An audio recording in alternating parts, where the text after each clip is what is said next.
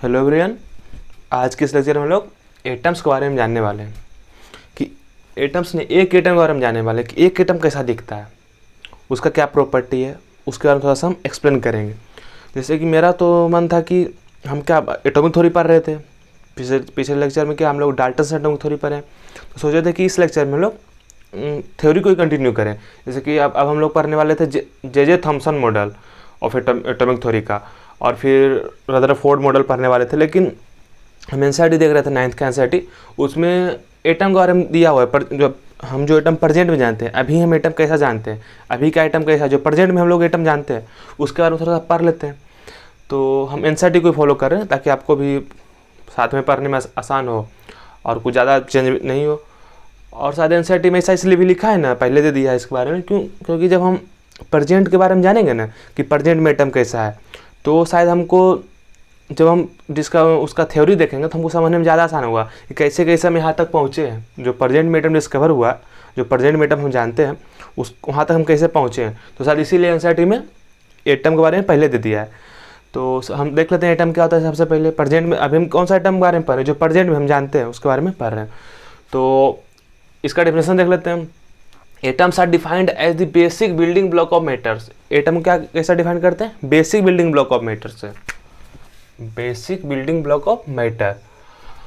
It is the smallest constituent unit of matter that possess the property of chemical element. ये क्या है? Smallest constituent of matter है, matter का सबसे छोटा पार्ट है। और ये क्या करता है? ये केमिकल एलिमेंट का प्रॉपर्टी को शो करता है। हम क्या बोले थे कि एलिमेंट एटम्स मिलकर बना हुआ है, एलिमेंट बहुत सारे एटम से मिलकर बना हुआ है। जो एलिमेंट का प्रॉपर्टी होता है वो एटम के कारण ही आता है। अगर एटम का प्रॉपर्टी चेंज हो जाए तो एलिमेंट ही चेंज हो जाता है। बात कितना टाइप ऑफ एटम है? 118 टाइप ऑफ एलिमेंट है और 118 टाइप ऑफ एटम है। अगर हम एटम चेंज कर देंगे तो एलिमेंट का प्रॉपर्टी भी चेंज हो जाएगा, नहीं एलिमेंट ही चेंज हो जाएगा। तो एलिमेंट का जितना भी प्रॉपर्टी हम पढ़ेंगे, जितना प्रॉपर्टी पढ़ते हैं, सब किसके कारण होता है? उसके एटम के कारण आता है। तो हाँ, एक और है कि the term atom comes from the Greek word individual. जो ग्रीक वर्ड एटम है, एटम क्या कहाँ से है? ग्रीक वर्ड से है। हम बात कर चुके हैं इस बारे में ल्यूसिपस और डेमोक्रिटस के थ्योरी में कि एटम कहाँ से है? ग्रीक वर्ड से। कौन सा ग्रीक वर्ड? इंडिविजुअल, जिसको मतलब हम तोड़ नहीं सकते। बहुत पहले लोग एटम को मानते थे कि एटम को ऐसे डिफाइन किए थे कि जिसको हम तोड़ नहीं सकते, उसको हम डिवाइड नहीं कर सकते, उसको हम एटम बोलते हैं। लेकिन आज हम प्रेजेंट में एटम को हम लोग डिवाइड कर देते हैं। तीन सब एटॉमिक पार्टिकल में एटम को डिवाइड करते हैं: इलेक्ट्रॉन, प्रोटॉन एंड न्यूट्रॉन। देखिए हम लोग प्रेजेंट में एटम को 3 पार्ट में डिवाइड करते हैं। एटम क्या चीज़ से मिलकर बना हुआ है? इलेक्ट्रॉन, प्रोटॉन से, न्यूट्रॉन से मिलकर बना हुआ। तो एक बार इसको लिखिए। अच्छा, आप लोग बेसिक बिल्डिंग ब्लॉक समझ गए ना? Basic building block of matter, sorry basic building of matter से कि समझ सकते हैं कि एनसीईआरटी एग्जाम्पल दिया है कि जो एंट हिल होता है, जो आप देखते होंगे कि उसका बिल्डिंग बना हुआ रहता है, क्या चीज़ से मिलकर मतलब बना हुआ रहता है? सैंड से, ग्रेन ऑफ सैंड से मिलकर बना हुआ रहता है ना, बालू के कण से मिलकर बना हुआ रहता है चींटी लोग का घर। इसी तरह समझ सकते हैं जैसे कि बहुत बड़ा बिल्डिंग, 10 फ्लोर का, 20 फ्लोर का बिल्डिंग है, क्या चीज़ से बना हुआ है? वो एक ईटा से मिलकर बना हुआ है। इतना सा ईटा से हम कितना ऊँचा ऊँचा बड़ा बिल्डिंग बना देते हैं, क्या हो जाएगा? ये बिल्डिंग, ईटा क्या हो जाएगा? बिल्डिंग ब्लॉक हो जाएगा। बिल्डिंग का छोटा ईटा भी क्या चीज़ से मिलकर बना हुआ? ईटा भी मिट्टी के कण से मिलकर बना हुआ है। मिट्टी से बनाते हैं ईटा को। तो आप समझ सकते हैं बिल्डिंग ब्लॉक मतलब एटम को क्या समझ सकते हैं कि बहुत छोटा पार्टिकल मिल के बहुत बड़ा सब्सटेंस बनाता है। दुनिया में जितना सब्सटेंस है सब एटम से मिलकर बना हुआ है। जैसे कि ये बोर्ड है, ये व्हाइट बोर्ड है, क्या एटम से मिलकर बना हुआ है? छोटा एटम से मिलकर बना हुआ है। मार्कर एटम से मिलकर बना हुआ है। आप जिस मोबाइल से पढ़ रहे हैं वो भी एटम से मिलकर बना हुआ है। हम जिस मोबाइल से पढ़ा रहे हैं, हम जैसा कैमरा से पढ़ा रहे हैं, क्या एटम से मिलकर बना हुआ है। और दुनिया में जितना सब्सटेंस है, जैसे कि मेरा आँख भी एटम से मिलकर बना हुआ है। दुनिया में जितना सब्सटेंस सब एटम से मिलकर बना हुआ है, छोटे एटम से मिलकर बना हुआ। तो इसको एक बार लिख लीजिए। फिर हम लोग थोड़ा सा इलेक्ट्रॉन, प्रोटॉन से न्यूट्रॉन के बारे में पढ़ लेते हैं। इस थोड़ा सा जानकारी जान लेंगे कि इलेक्ट्रॉन क्या होता है, प्रोटॉन्स क्या होता है, न्यूट्रॉन्स क्या होता है। लिखिए इसको एक बार। हम लोग यहाँ पे इलेक्ट्रॉन, प्रोटॉन और न्यूट्रॉन के बारे में थोड़ा सा पढ़ने वाले हैं। अच्छा, हो सकता है आपको यहाँ पे चीज़ें कम्प्लेक्स लगे, आपको लगे कि हमको समझ नहीं आ रहा है, नहीं पढ़ना चाहिए। नहीं, हम अभी ध्यान से पढ़ ले रहे हैं, लिख ले रहे हैं। जैसे आप एक बात ऑब्जर्व की हो कि हम जब 9th में आते हैं तो हमको 8 का चीज़ बहुत आसान लगता है। क्या लगता है? हम तो ऐसा लगता है कभी कभी कि हम 8 के बच्चे को तो पढ़ा भी सकते हैं। लेकिन देखिए यही कि हम जब पढ़ते हैं ना शुरुआत में, तो हमको कोई भी चीज़ हार्ड लगेगा। आसान से आसान चीज़ आपको पढ़ाएंगे, बहुत इजी चीज़ पढ़ाएंगे। तो पहला बार पढ़ेगा तो आपको हार्ड लगेगा, लेकिन जैसे जैसे आप पढ़ते जाइएगा तो आपको आसान लगेगा। तो अभी आपको बस पढ़ लेना है, लिख लेना नोट में, क्योंकि इसको हम एक बार नहीं पढ़ने वाले हैं, बार बार पढ़ेंगे, बार बार रिवाइज करेंगे, बार बार याद करेंगे। तो याद करने की जरूरत नहीं है, बस लिख लीजिए। इसका इतना ज़रूरत पड़ेगा, इतना ज़्यादा ज़रूरत पड़ेगा फिजिकल केमिस्ट्री में और केमिस्ट्री में कि आपको खुद से याद हो जाएगा। तो बस यहाँ पे आपको लिख लेना है, याद खुद हो जाएगा। तो शुरुआत में चीज़ हार्ड लगेगा, लेकिन धीरे धीरे वो आसान हो जाता है, ये बात आप भी जानते हैं। तो समझ लगते हैं इलेक्ट्रॉन प्रोटॉन न्यूट्रॉन के बारे में, एक बार देख लेते हैं। अच्छा, आप लोग टेबल बनाइएगा ना, तो इनका जो इसको जो डिस्कवर किया था हम यहाँ पे नीचे बनाए, इसको आप ऊपर लिख सकते हैं या फिर ऐसे भी लिख सकते हैं, आपका इच्छा। हम क्योंकि थोड़ा अच्छा लगता है देखने में, जब हम डिस्कवर के साइंटिस्ट का नाम ऊपर लिख सकते हैं, इस पॉइंट को कितना नंबर पॉइंट है, 1 2 3 4 5th पॉइंट को ऊपर लिख सकते हैं। जैसे ऐसे भी लिख लिए तो कोई दिक्कत नहीं है। तो सबसे पहले देख लेते हैं इसका डिस्कवर कौन किए थे, जे थॉमसन किए थे 1897 में। इलेक्ट्रॉन का डिस्कवरी कौन किए थे, जे थॉमसन। हम लोग अगला मॉडल पढ़ने वाले हैं जे थॉमसन मॉडल, उनका पूरा नाम क्या था, जोसेफ जॉन थॉमसन। वो जब एटम का डिस्कवरी कर रहे थे ना, एटॉमिक थ्योरी दे रहे थे, तो वहाँ पे उनको इलेक्ट्रॉन के बारे में पता लगा। कब पता लगा, 1897 में। और प्रोटॉन का डिस्कवरी कौन किए थे, अर्नेस्ट रुदरफोर्ड। हम रुदरफोर्ड मॉडल भी पढ़ने वाले हैं एटॉमिक थ्योरी में। 1919 में इसका डिस्कवरी किए थे प्रोटॉन का। और न्यूट्रॉन का डिस्कवरी जेम्स चैडविक किए 1932 में, 1932 में। तो अब अगला पॉइंट है स्टेबिलिटी। इलेक्ट्रॉन लाइटेस्ट सबसे हल्का स्टेबल सब एटॉमिक पार्टिकल है। क्या इलेक्ट्रॉन प्रोटॉन न्यूट्रॉन क्या सब एटॉमिक पार्टिकल है, लेकिन इलेक्ट्रॉन क्या है, सबसे हल्का स्टेबल सब एटॉमिक पार्टिकल, सबसे हल्का लाइटेस्ट। और प्रोटॉन भी क्या है, स्टेबल सब एटॉमिक पार्टिकल भी स्टेबल है, लेकिन लाइटेस्ट कौन है, इलेक्ट्रॉन है, सबसे हल्का है। और न्यूट्रॉन क्या है, अनस्टेबल सब एटॉमिक पार्टिकल है। न्यूट्रॉन है अनस्टेबल, ये दोनों स्टेबल है, न्यूट्रॉन क्या है अनस्टेबल है, तीनों है सब एटॉमिक पार्टिकल। हाँ, चार्ज के बारे में बात कर लेते हैं। चार्ज इस पर क्या है, -1.6021 × 10⁻⁻19 कूलम। इस पर चार्ज कितना है, चार्ज का जो यूनिट होता है कूलम होता है। इस पर कितना चार्ज है, -1.6 × 10⁻⁻19 कूलम। इसको -1e से भी डिनोट करते हैं, -1e। बस इतना बड़ा कौन बार बार लिखे, तो सिर्फ -1 लिख दिया है, -1e। हम ऐसा लिख सकते हैं कि इलेक्ट्रॉन क्या है, निगेटिवली चार्ज है। इलेक्ट्रॉन क्या है, निगेटिवली चार्ज है सब एटॉमिक पार्टिकल, निगेटिवली चार्ज सब एटॉमिक पार्टिकल। और प्रोटॉन देखिए क्या है, प्रोटॉन है पॉजिटिवली चार्ज, लेकिन जितना इस पे है चार्ज उतना इस पे, लेकिन इस पे निगेटिव, इस पे पॉजिटिव है। तो बस सेम यही है इसका। अगर मैग्नीट्यूड देखिए सेम टू सेम यही है, सेम टू सेम देखिए यही लिखा हुआ है, लेकिन इस पर क्या है, प्रोटॉन क्या positively charge electron, positively charge सब एटॉमिक पार्टिकल है। इसको हम +1e से डिनोट करते हैं, ये क्या है पॉजिटिवली चार्ज। और ये न्यूट्रॉन पे चार्ज कितना है, देखिए न्यूट्रॉन पे पॉजिटिवली चार्ज सब एटॉमिक पार्टिकल, इस पे 0 कूलम है। सी से क्या डिनोट करें, कूलम। कूलम क्या है, ऐसा यूनिट ऑफ चार्ज। इस पे न्यूट्रॉन न्यूट्रल है, ऐसा लिख सकते हैं न्यूट्रल है, 0 कूलम चार्ज है इस पे। तो चार्ज के बारे में जान लिए। इलेक्ट्रॉन क्या है, negatively charge, proton positively charge और न्यूट्रॉन न्यूट्रल है। और सैम्बल क्या इसका, हम इलेक्ट्रॉन बार बार इतना बड़ा इलेक्ट्रॉन तो नहीं लिखेंगे, तो कुछ सैम्बल होगा। सैम्बल हम लोग ई और से माइनस दे देते हैं। माइनस क्यों, क्योंकि निगेटिवली चार्ज है। और प्रोटॉन को पी और प्लस कर देते हैं, क्यों, क्योंकि इसमें पॉजिटिवली चार्ज है। और न्यूट्रॉन को एन से, और यहाँ पे 0 क्यों, क्योंकि इस पर 0 कूलम चार्ज, इसलिए हम 0 लिख देते हैं। और इसका मास कितना है, मास है 9.109 × 10⁻31 kg। कितना मास कम है, समझ सकते हैं, मतलब 10⁻31 kg के आसपास है। और यहाँ पे मतलब 10⁻31 kg के मल्टीपल में आता है इसका मास। और इसका प्रोटॉन का मास कितना है, 1.67 × 10⁻27 kg।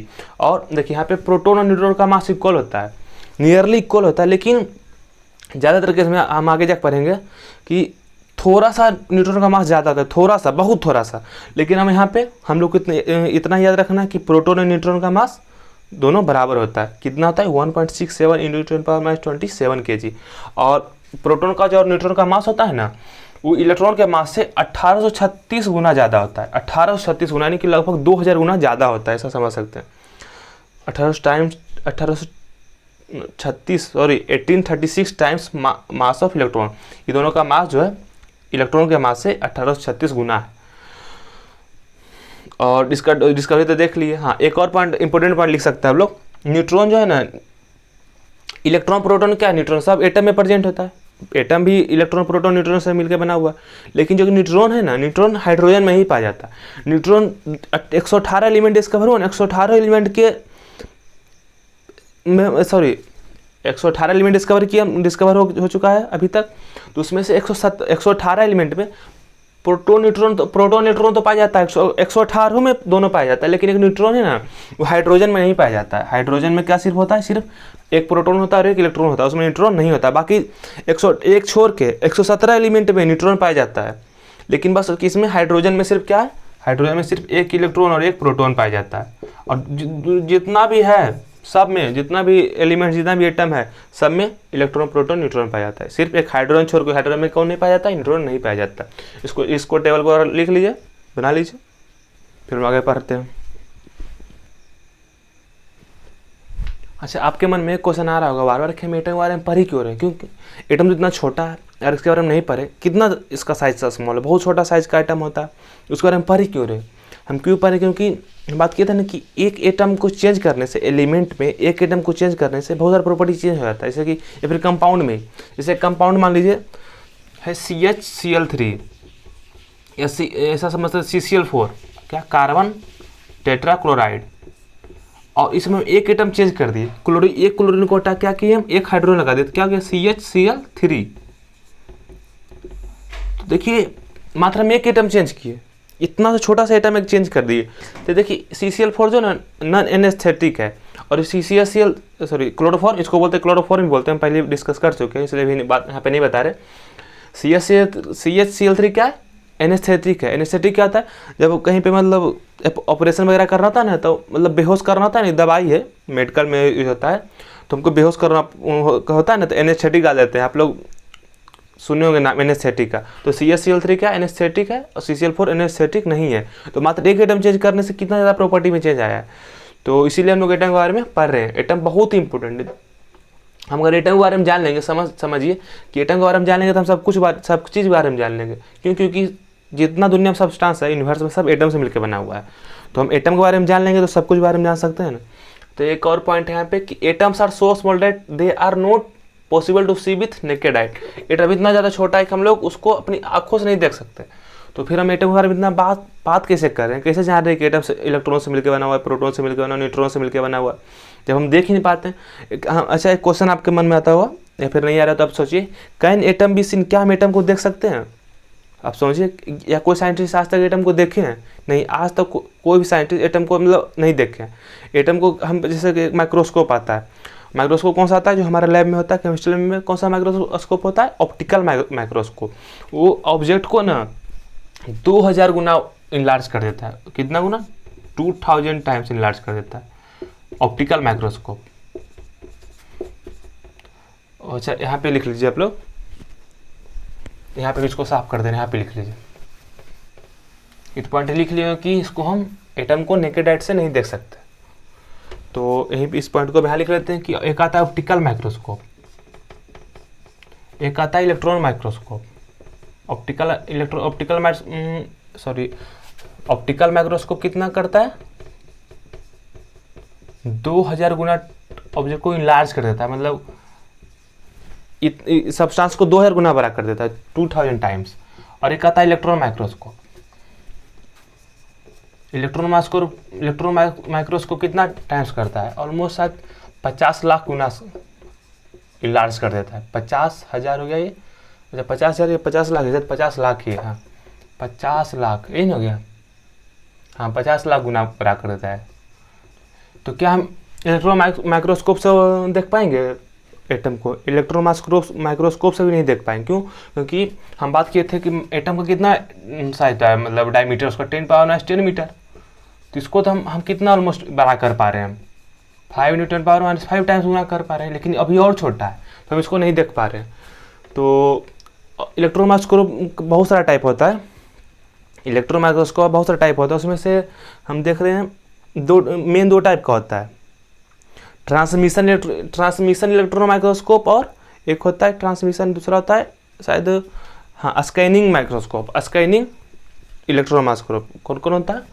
Transmission electron microscope, transmission electron, इसको लिखने की जरूरत नहीं है, ट्रांसमिशन इलेक्ट्रॉन माइक्रोस्कोप और स्कैनिंग इलेक्ट्रॉन माइक्रोस्कोप। और स्कैनिंग इलेक्ट्रॉन माइक्रोस्कोप का भी बहुत सारा टाइप होता है, इलेक्ट्रॉन माइक्रोस्कोप का और बहुत सारा टाइप होता है, लेकिन मेन 2 ही टाइप होता है, ट्रांसमिशन इलेक्ट्रॉन माइक्रोस्कोप और scanning electron microscope. Scanning electron microscope का भी बहुत सारा टाइप होता है। उसमें से एक होता है, उसका नाम है एटॉमिक करके कुछ, एटॉमिक फोर्स माइक्रोस्कोप। क्या नाम है? एटॉमिक, इसको लिखने की जरूरत नहीं है, एटॉमिक फोर्स माइक्रोस्कोप। किसका टाइप है? स्कैनिंग इलेक्ट्रॉन माइक्रोस्कोप का टाइप है एक माइक्रोस्कोप। तो क्या ये मतलब क्या करता है? एटम को देख लेता है एटॉमिक फोर्स माइक्रोस्कोप? नहीं। जैसे कि हम क्या करते हैं, किसी का, जैसे मेरा मोबाइल क्या करता है, मोबाइल मेरा फोटो खींच लेता है, जैसा हम वैसा मोबाइल फोटो खींच लेगा। लेकिन क्या ये जो माइक्रोस्कोप है इलेक्ट्रॉन का फोटो, एटम का फोटो खींच लेगा? नहीं, एटम का फोटो नहीं खींचता है। क्या करता है ना, आप आप अंगुली से ऐसे कुछ कोई चीज़ को छूते हैं, ऐसा आँख बंद करके फील कीजिए तो आपको नहीं लगेगा, पता लग जाएगा कि चिकना है कि कैसा है। आपके मन में इमेज बन जाएगा कि यार स्मूथ है, या फिर देखिए हम दीवार पर करते हैं रफ है, ऐसा समझ सकते हैं। या फिर हम कोई पेपर पे करेंगे, पेपर पे मतलब करेंगे, ऐसा पेपर पे छूएंगे तो आपको आपके दिमाग में इमेज बन जाएगा कि कैसा सरफेस को, ऐसा सरफेस को छू रहे हैं, स्मूथ है या रफ है, या पानी को छू रहे हैं, जैसा भी सरफेस है।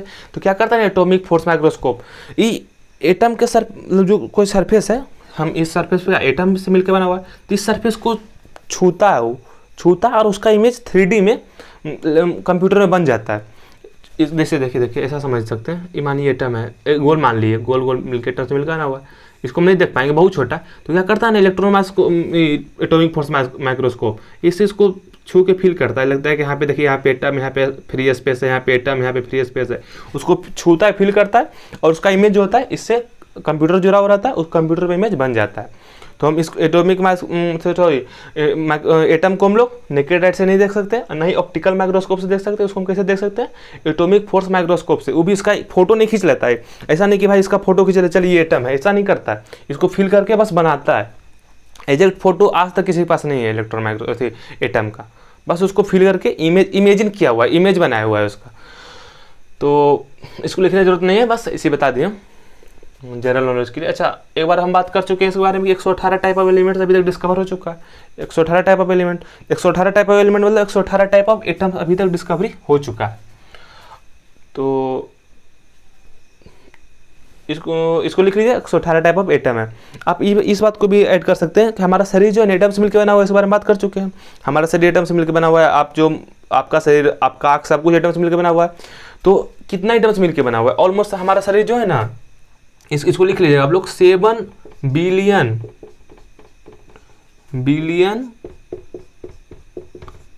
एटम से मिलकर बना हुआ है। 7 बिलियन एटम से मिलकर बना हुआ है हमारा शरीर। ये ऑलमोस्ट कितना, ऑलमोस्ट 70 kg के मास का बॉडी को हम बता रहे हैं। अगर किसी का मास ज़्यादा होगा तो उसमें ज़्यादा एटम होगा। तो सिंपल सा बात है कि जिसके शरीर में ज़्यादा मास होगा उसका एटम ज़्यादा एटम से मिलकर बना हुआ। ऑलमोस्ट अप्रॉक्स 70 kg के मास के बॉडी को हम बात करें, कितना एटम से मिलकर बना हुआ? 7 बिलियन एटम्स, यानी कि ऑलमोस्ट ऐसा लिख सकते हैं 7 × 10⁻27 एटम से मिलकर हमारा शरीर बना हुआ है। इसको लिख लीजिएगा। और हमारा जो 90% ऑफ हमारे शरीर का 90% जो बॉडी है वो किस टाइप के एटम से मिलकर बना हुआ है? हाइड्रोजन। आपको तो अभी तक फॉर्मूला याद हो गया होगा। हाइड्रोजन को ऐसे डिनोट करते हैं, कार्बन को C से, नाइट्रोजन का N से, और ऑक्सीजन को O से। अगर नहीं याद हो तो वापस जाके याद कर लीजिए, अभी भी टाइम है, या फिर बार बार देखिए, बार बार नोट रिवीजन कीजिए तो आपको याद हो जाएगा। तो हमारा शरीर जो है, हम बात करें 7 बिलियन एटम से मिलकर बना हुआ है, लेकिन उसमें से 99% की किस टाइप का आइटम है? हाइड्रोजन का आइटम है, कार्बन का आइटम है, नाइट्रोजन का आइटम और ऑक्सीजन का आइटम है। 99% शरीर हमारा। और अगला पॉइंट है कि अगर हम 50 मिलियन एटम को एक लाइन में हम अरेंज करें, 50 मिलियन में, 1 मिलियन में कितना होता है? 1 मिलियन में 10 लाख होता है। 50 मिलियन में कितना जाएगा? 500 लाख, मतलब लगभग 5 करोड़, 5 ही करोड़ में होगा। 5 करोड़ या एटम को हम एक जगह जमा करेंगे तो कितना मीजर करेगा वो? 1 सेंटीमीटर होगा। अगर हम ऐसा हम करें, एटम को यहाँ पे जमा करें, ऐसा। अगर हम ऐसा करें 50 मिलियन एटम को जमा करें यहाँ पे, 50 मिलियन एटम को, तो कितना डिस्टेंस कवर करेगा ये? 1 सेंटीमीटर, और या फिर 0.4 इंच लिख सकते हैं इसको। अच्छा, एक और इंटरेस्टिंग पॉइंट है, जो एटम के, इसको हम बाद में प्रूफ कर लेंगे, बाद में इसको देख लेंगे। अभी हम क्या प्रेजेंट के बारे में पढ़ रहे हैं, प्रेजेंट ऑफ एटम प्रेजेंट में कैसा दिखता है। तो हम किसी का अगर प्रूफ नहीं बता पा रहे हैं, आपको अगर कोई चीज़ में कन्फ्यूजन हो तो हम अगर एटॉमिक थ्योरी पढ़ेंगे तो वहाँ पे आपको क्लियर हो जाएगा। तो हम जो एटम है ना, एटम का 99%, जैसे मान लीजिए कोई एटम है, एटम क्या चीज़ से मिलकर बना हुआ है? Electron, proton, neutron. लेकिन तीनों जो है ना, तीनों के अलावा 99.9% जगह है ना एटम का खाली है। समझिए, एटम की क्या चीज़ से मिलकर बना हुआ, इलेक्ट्रॉन प्रोटॉन न्यूट्रॉन। फिर भी इसके तीनों के बावजूद एटम का 99.9% जगह खाली है, इम्प्टी है। तो समझ सकते हैं कि हमारा शरीर क्या है, एटम्स मिलकर बना हुआ है। और एटम ही जब 99.9% खाली है तो हमारा शरीर भी तो बिल्कुल खाली है। मतलब हम लोग इम्प्टी स्पेस से मिल, मतलब हमारे शरीर के अंदर कुछ भी नहीं है। इंटरेस्टिंग पॉइंट है कि नहीं, कि हम लोग कुछ से नहीं मिलके बना हुआ है। मतलब एटम है, हमारा शरीर एटम से मिलकर, हमारा शरीर देखिए, मान लीजिए ये हमारा शरीर हो गया, जो भी हमारा शरीर है, इसमें क्या हमारा 99% क्या है, एटम है। 99% क्या है, एटम से मिलकर बना हुआ है। और एटम का 99% खाली है, तो हमारा शरीर भी तो खाली ही है। ये ना इंटरेस्टिंग पॉइंट, इसको लिख लीजिए, इसको लिखिए। फिर हम लोग अब एटॉमिक मास के बारे में पढ़ने वाले हैं, इसको लिख लीजिए एक बार। हम लोग यहाँ पे एटॉमिक साइज के बारे में बात कर रहे हैं। एटॉमिक साइज रफ, हम जो यहाँ वैल्यू रफ वैल्यू ले रहे हैं। ऐसा नहीं कि एटम तो एक टाइप का, एटम कितना टाइप का है, 118 टाइप का एटम है। तो 118 टाइप का एटम है, सबका साइज अलग अलग है, हम बात कर चुके हैं। डाल्टन एटम में थोड़ी बात किए थे ना, 118 टाइप, जितना भी दुनिया में एटम यूज करता है सब का टाइप अलग अलग, सबका साइज अलग है, मास अलग है, सबका अलग अलग है। एक एलिमेंट का जो हम बात डाल्टन एटम में थोड़े में आप देखिए जाके, हम बात किए हैं कि एक एलिमेंट का जो एटम है वो उस दूसरे एलिमेंट के साइज से अलग है, तो एटम का साइज वेरिएबल होता है। लेकिन हम रफ वैल्यू कितना रहे, 10⁻10 मीटर ले रहे हैं एटॉमिक साइज। आप एनसीईआरटी में देख सकते हैं, वहाँ पे भी कुछ दिया है उसका साइज के बारे में, कंपेरिजन किया है कि एप्पल का साइज क्या होता है, हीमोग्लोबिन का साइज क्या होता है। तो वहाँ पे आप एक बार एनसीईआरटी देख सकते हैं। लेकिन यहाँ पे बस ऐसे ही बता रहे हैं कि एटॉमिक साइज का रफ वैल्यू कितना है, 10⁻10 मीटर होता है। और हीलियम होता है, स्मॉलेस्ट एटम होता है। हीलियम स्मॉलेस्ट एटम होता है और फ्रांसियम लार्जेस्ट एटम होता है। हीलियम का एटॉमिक साइज होता है ऑलमोस्ट, यहाँ पे लिख सकते हैं आप, हीलियम का होता है 31 पिकोमीटर। 31 पिकोमीटर, एक पिकोमीटर में 10⁻⁻12 मीटर होता है। अच्छा, यहाँ पे और लिख लीजिए, एक नैनोमीटर में 10⁻9 मीटर होता है, और एक आर्मस्ट्रॉन्ग में 10⁻10 मीटर होता है। तो हीलियम का साइज कितना है, 31 पिकोमीटर, 31 पिकोमीटर। और फ्रांसियम का है शायद 348 पिकोमीटर, हाँ कन्फर्म है, 348 पिकोमीटर। तो देखिए साइज वेरी कर रहा है कि नहीं, इस ऑलमोस्ट 10 गुना बड़ा है ये।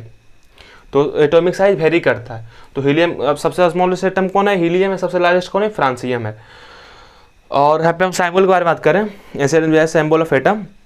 तो डाल्टन थे ना, डाल्टन जो एटम का सिंबल दिए वो अलग सा ही दिए कि हाइड्रोजन को ऐसा डिनोट कर सकते हैं, गोल्ड को ऐसा डिनोट कर सकते हैं, मरकरी को ऐसा, ऑक्सीजन को ऐसा इसलिए नहीं आगे जाकर सेटिस्फाई हुआ, क्योंकि मतलब याद करना मुश्किल हो जाएगा, कन्फ्यूजन हो जाएगा बच्चा का, कैसे हम याद करें इसको।